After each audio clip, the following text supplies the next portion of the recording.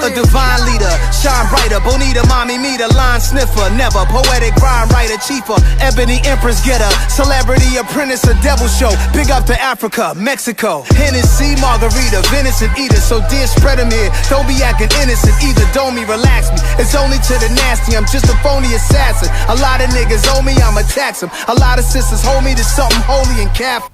All right, peace and blessings, family. Welcome to DeAndre McGee International. I'm DeAndre McGee. I have the privilege to interviewing somebody who's made a major impact on my life. We first met was around the time the things happened with Trayvon Martin, and we had a rally at what was then called Grand's Beauty Hair Salon, and I spoke. And it was these brothers that came. They had their bow ties. They had their suits. I was like, I never seen these brothers before. You know, they was smelling good and they was kicking knowledge. And at the time, you know, I had my own belief system that was really limited me from really receiving the knowledge that those brothers was trying to teach me. You know, and then I had my grandmama, you know, she knew about them. She was like, no, you don't want to talk to them. But nevertheless, I'm interviewing somebody that's really dear to my heart, and that's Brother Deante Muhammad. All praise is due to Allah. All praise is due to Allah.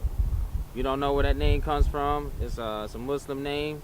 We represent the Nation of Islam under the guidance of the Honorable Minister Louis Farrakhan, who teaches the teachings of the most honorable Elijah Muhammad. If you don't know who that man is, you need to get familiar with that man. That's right. That man produced Farrakhan. He produced Malcolm. And if you want to know who's responsible from the 67 to 68 turnaround of Dr. Martin Luther King, you better get familiar with the most honorable Elijah Muhammad. That's right. So, all right, brother, go ahead and introduce yourself, man. Enough about me talking. Yes, sir. Well, I like to open up in the name of Allah, the Beneficent, the Merciful. I bear witness that there is but one God. And I bear witness that the righteous and the upright are his messengers and servants. I like to greet my people in the greeting words of peace. We say it in the Arabic language. Assalamu alaikum. Alaikum assalam. So, you know, my name is Deante Muhammad. I represent Muhammad Mosque number 75 in Las Vegas, Nevada. I'm 28 years old.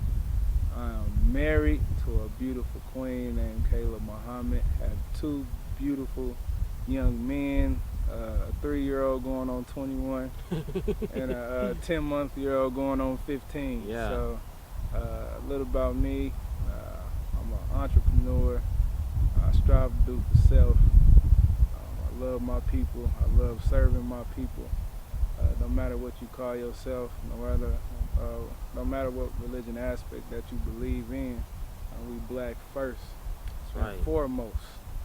Right. So, man, I'm just a young brother that's striving to do better and be better every single day.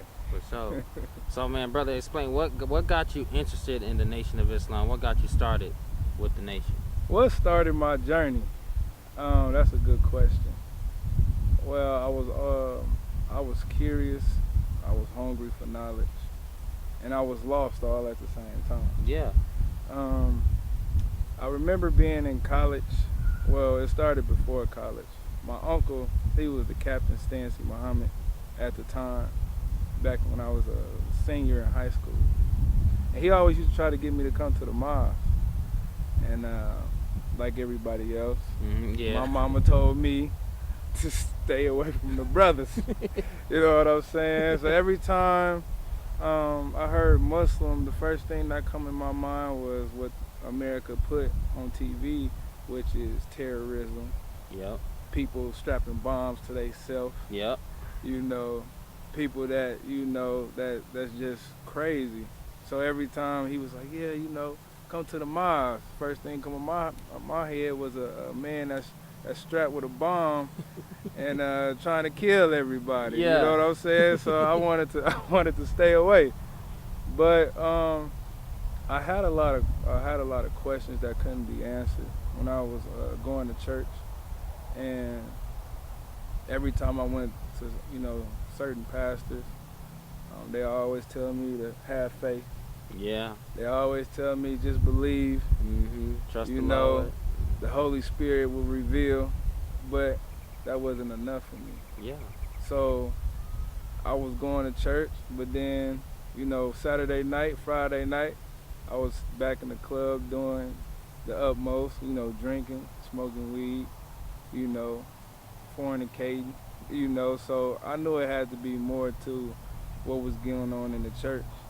And it's funny, my last day in church, I came from college. I went to TSU my freshman year in college on a basketball scholarship. Mm-hmm. And I stayed up all night, and I was like, you know what? I'm going to sleep when I get home. Yeah. So I get home, and I'm about to crash. And my mom come and she wake me up. She's like, Deante, you about to go to church. I'm like, come on, Mom, I had a long night. You know what I'm saying?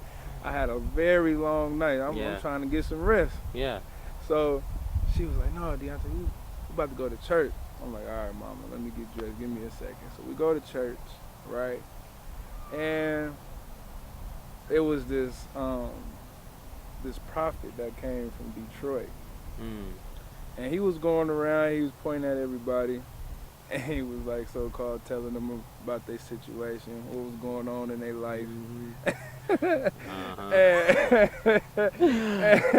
And I don't mean to cut you off, but my uncle would say, yeah, selling some bullshit. So look, so I get up and go, and I'm going to the bathroom, and he called my name. He was like, hey, son, come here. I'm looking around. I'm like, you talking to me? He's like, yeah, you, come here. And I went up there,